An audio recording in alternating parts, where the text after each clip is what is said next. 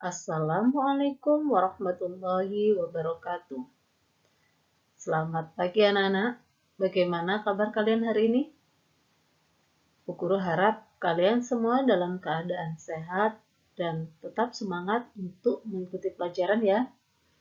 Anak-anak, pada pagi hari ini kita akan melanjutkan pembelajaran kita yaitu masih di tema 2, subtema 2. Kali ini kita akan belajar tentang perjuangan bangsa Indonesia dalam mempertahankan kemerdekaan. Nah, seperti apa? Kita ikuti pelajaran selanjutnya.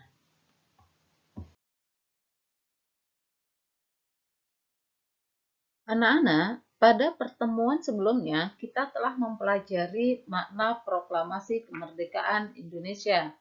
Nah, pada hari ini kita akan melanjutkan pembelajaran kita tentang upaya mempertahankan kemerdekaan Indonesia. Apa sih maksudnya mempertahankan kemerdekaan Indonesia? Bukankah Indonesia memang sudah merdeka? Nah, ternyata meskipun satu bangsa itu sudah merdeka, yang kita bahas hari ini adalah Indonesia ya, masih banyak negara-negara lain yang ingin menguasai bangsa Indonesia. Jadi, rakyat Indonesia sebisa mungkin mempertahankan kemerdekaan Indonesia jangan sampai direbut kembali oleh bangsa asing.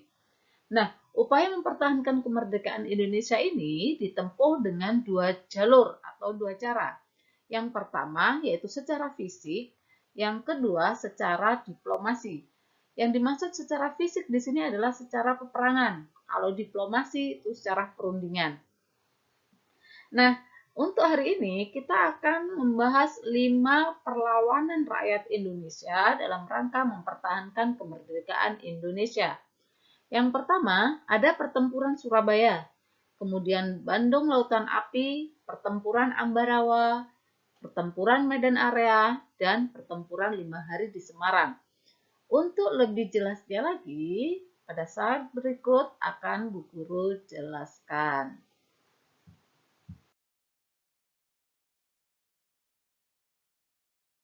Perjuangan mempertahankan kemerdekaan yang pertama adalah ada pertempuran Surabaya.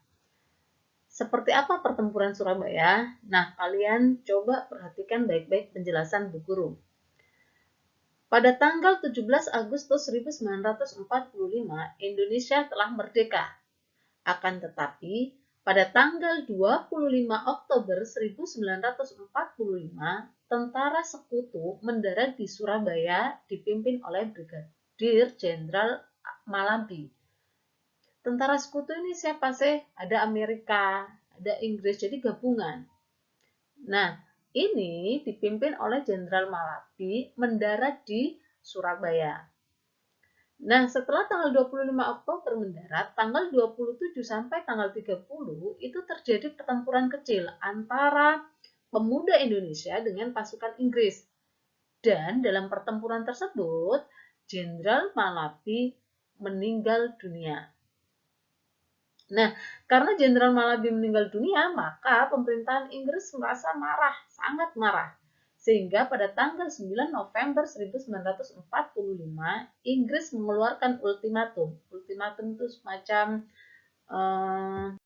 semacam ancaman, di mana isi ultimatum itu adalah meminta arek-arek Surabaya meletakkan senjatanya, menyerahkan senjatanya. Akan tetapi, arek-arek Surabaya jelas menolak perintah dari Inggris tersebut. Sehingga akibat penolakan itu, Inggris sangat marah. Jadi pada waktu itu, pesawat tempurnya Inggris itu sudah di atasnya Surabaya. Kemudian menyebarkan selebaran-selebaran ultimatum itu. Biar apa? Arek-arek Surabaya takut. Tapi yang namanya arek-arek Surabaya tidak kenal takut, tidak kenal menyerah pada sekutu. Sehingga pada tanggal 10 November terjadilah pertempuran yang sangat dahsyat. Kemudian yang kita kenal tokohnya yaitu Bung Tomo, itu memberikan semangat yang luar biasa kepada arek-arek Surabaya. Nah, tanggal 10 November ini terjadi peperangan yang sangat hebat yang kemudian diperingati sebagai Hari Pahlawan. Nah, itu adalah sedikit gambaran tentang pertempuran Surabaya.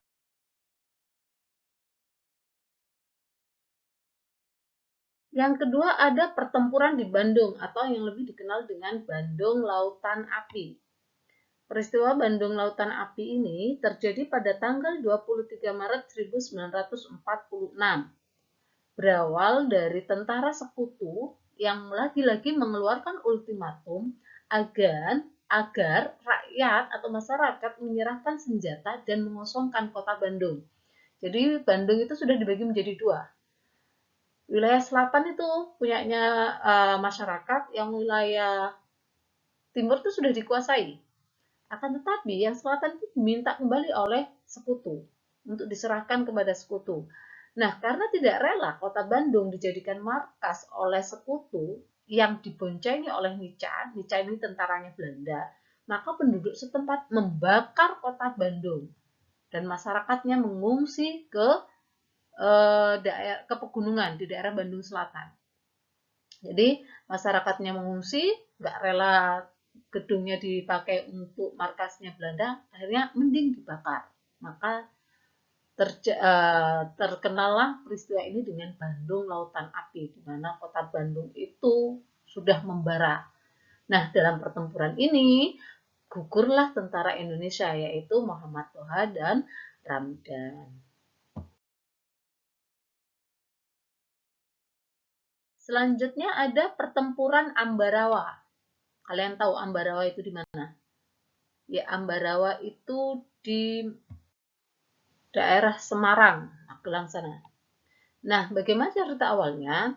Jadi, kalau tadi di Surabaya tanggal 25 Oktober pasukan sekutu mendarat, di Ambarawa ini pada tanggal 20 Oktober pasukan sekutu mendarat lagi-lagi diboncengi oleh tentara Nica. Tentara Nica ini tentaranya Belanda yang tidak rela Indonesia merdeka, sehingga dia mau balik lagi ke Indonesia, mau menguasai lagi Indonesia. Nah, sebenarnya kedatangan tentara sekutu ini untuk mengurus tahanan perang, kan banyak tahanan perang setelah peristiwa proklamasi itu masih ada tahanan-tahanan perang. Nah, tentara sekutu ini mau mengurus itu dan dipimpin oleh Brigadir Battle. Nah, ketika tentara sekutu ini mengurus tahanan perang untuk dibebaskan, ternyata tahanan ini diberi senjata oleh tentara sekutu dan Nica. Ini yang membuat masyarakat atau penduduk Ambarawa, Magelang itu marah. Sehingga terjadilah pertempuran antara TKR dengan pasukan gabungan Inggris dan Nica. Nah, ketika pertempuran ini antara TKR dan Nica ini dan pasukan Inggris, maka terjadilah perjanjian, mengadakan perjanjian biar tidak perang. Perjanjian ini dilakukan oleh IR Soekarno dan Brigadir Battle. Ternyata pihak sekutu mengingkari atau mengkhianati perjanjian yang dilakukan oleh Soekarno dan Brigadir Battle. Maka pada tanggal 12 Desember 1945 terjadi pertempuran di Ambarawa, dipimpin Jenderal Sudirman dari Indonesianya. Sebenarnya sebelum Jenderal Sudirman ada satu pimpinan lagi, yaitu Jenderal Istiman, tapi beliau gugur dalam melawan sekutu. Maka dilanjutkanlah oleh Jenderal. Setelah pertempuran dilanjutkan oleh Jenderal Sudirman, maka pertempuran ini berlangsung selama 4 hari. Jadi tanggal 12, 13, 14, 15. Tanggal 15 inilah pasukannya Jenderal Sudirman memperoleh kemenangan dan berhasil merebut Ambarawa dan memukul mundur pasukan sekutu. Kemenangannya ini diabadikan dengan didirikannya Monumen Palagan Ambarawa. Dan pada tanggal 15 Desember diperingati sebagai Hari Jadi TNI Angkatan Darat atau Hari Juang Kartika.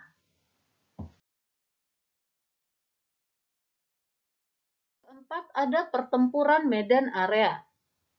Pertempuran Medan Area ini terjadinya berawal dari kedatangan pasukan sekutu pada 9 Oktober. Jadi nyebar ya, pasukan sekutu ini nyebar.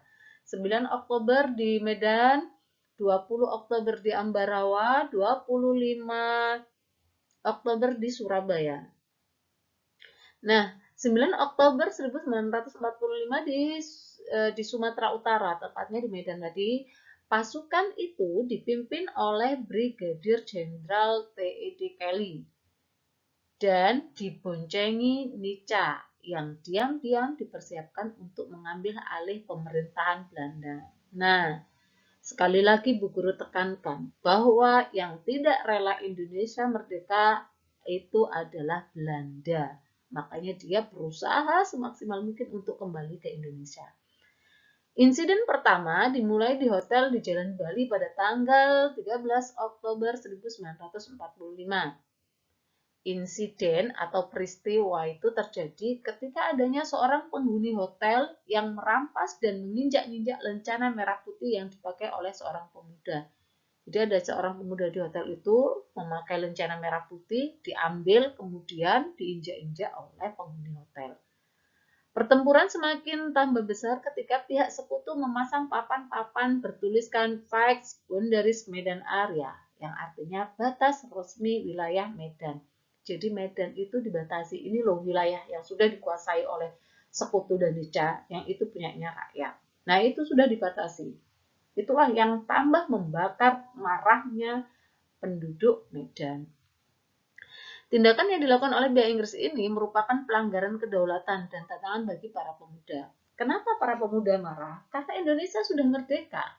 Maka seharusnya Medan itu menjadi punya Indonesia. Tidak lagi ada pembatasan wilayah punyanya sekutu. Itu yang membakar, yang memicu, yang membuat pemuda berani melawan sekutu untuk mempertahankan kemerdekaan Indonesia. Nah, itu tadi beberapa contoh pertempuran yang terjadi setelah Indonesia merdeka. Jadi, kalian jangan mengira bahwa setelah Indonesia merdeka tidak ada pertempuran. Tidak. Setelah Indonesia merdeka itu masih ada cara-cara untuk mempertahankan kemerdekaan. Yang pertama ini yang kita bahas adalah dengan cara perang, pertempuran. Nanti selanjutnya kita akan bahas dengan cara diplomasi atau perundingan. Nah, sekarang kalian sudah sedikit mengerti tentang sejarah kemerdekaan atau sejarah perjuangan bangsa, para pahlawan untuk mempertahankan kemerdekaan. Yang terakhir adalah pertempuran 5 hari di Semarang. Pertempuran 5 hari di Semarang disebabkan karena yang pertama, pasukan Jepang menyerang TKR atau Tentara Keamanan Rakyat untuk membebaskan orang Jepang yang ditahan. Yang kedua, Jepang juga disebut telah meracuni sumber air minum di Semarang, sehingga Dr. Karyadi yang waktu itu bertugas memeriksa sumber air tersebut gugur oleh tentara Jepang. Nah, karena peristiwa tersebut, maka pada tanggal 15 sampai 19 Oktober 1945 terjadi pertempuran di Simpang 5 atau Tugu Muda antara pasukan TKR melawan Jepang yang dipimpin oleh Mayor Kido. Nah, itulah sekilas tentang perjuangan rakyat Indonesia untuk mempertahankan kemerdekaan Indonesia. Mulai dari pertempuran Surabaya sampai dengan pertempuran 5 hari di Semarang.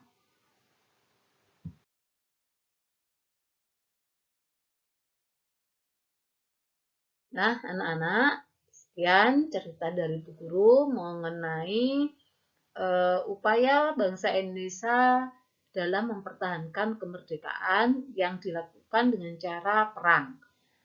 Pertemuan berikutnya atau video berikutnya akan Bu Guru bahas tentang upaya mempertahankan kemerdekaan dengan cara diplomasi atau perundingan.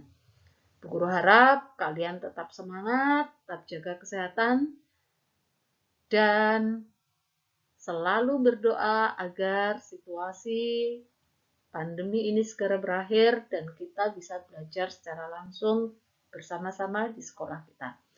Bu Guru akhiri pertemuan kali ini. Wassalamualaikum warahmatullahi wabarakatuh.